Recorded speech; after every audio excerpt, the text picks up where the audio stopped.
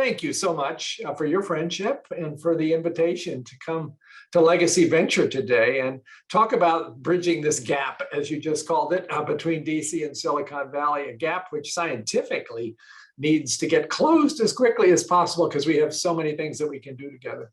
And speaking to all of you who are engaged in major ways in philanthropy, there's lots of opportunities there as well for us to work on things together at a time of such enormous scientific promise and scientific need. And certainly COVID-19 has made that clear.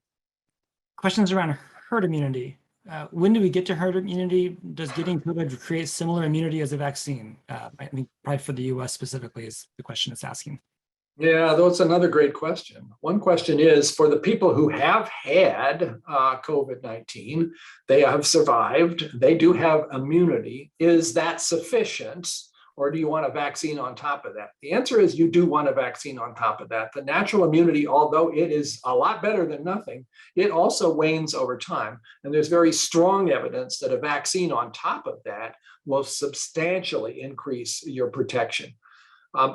What is herd immunity? Well, it's a little blurry, isn't it? We, at one point, based on other viruses, might have said if you got 75 to 80% of the population immunized, then the virus would basically lose its grip.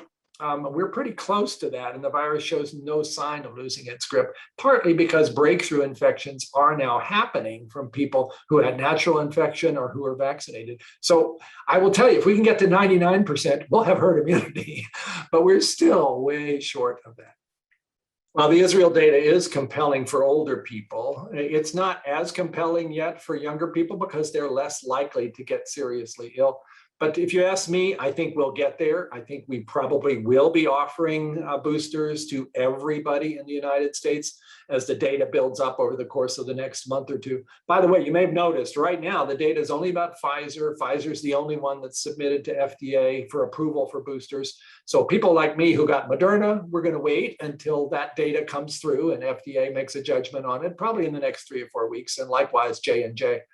But ultimately, yeah, I think if we can show that boosters are safe and effective, they reduce the likelihood of illness, and maybe they reduce the likelihood of spreading this further to other vulnerable people, then we should be offering them. And some have been concerned that that's a greedy thing for the US to do when the rest of the world is still waiting, many of them, for their first shot. But actually, it looks as if the US is now in a position to push production. We are offering over 1 billion doses to the rest of the world now. And the amount we would be using for boosters would be substantially less than that. So we can do both. It doesn't have to be either or. Yeah, it's a great question. And there are people, more than 1 million of them, who've gone ahead and gotten a booster even before it was approved or before their particular vaccine was approved. I'm not one of them. I'm sticking with the rules here. And part of the reason for that is not just, to be waiting your turn. It's also to wait for the data. We haven't yet seen the data, whether somebody like me who got Moderna and then is going to get a booster with Moderna, is there anything there that would surprise you as far as a side effect that we didn't expect from the first 2 doses, and now it's something serious for the third one? So you want to see that evidence. I'm going to argue for that. There's an argument also about maybe you should just switch. So, okay, if they're now giving out Pfizer boosters, maybe I should just run to the drugstore and say, yeah, I had Pfizer before, give me one of those. I'm over 65, that would not be true. And again, the mix or match really ought to be tested to see whether that works. If you go from one vaccine to the next one, does that make it better? Does that make it worse? That data is being generated. We'll know that in the matter of actually the next 3 or 4 weeks, and then people can make some decisions. So yeah, individually, maybe people will jump the line a little bit, but if they're doing so on the basis of data that doesn't quite exist. And that's not generally a good idea. Keep in mind, the vaccines are still working really well. It's not like we have a crisis here and everybody has to have a booster tomorrow to be safe. People are doing really well with the vaccines they've already got. The people I worry about, the people who didn't get the vaccine at all, that ought to be our area of greatest focus.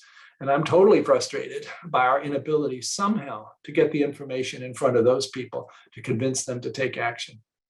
Thank you so much, Ben. Thanks for leading this discussion. And thanks to all the legacy venture people who are doing what you can do to make this world a better place. We depend on you. This whole ecosystem that makes science happen and its applications lead to a better human experience depends on you. And I'm glad to have you as a partner.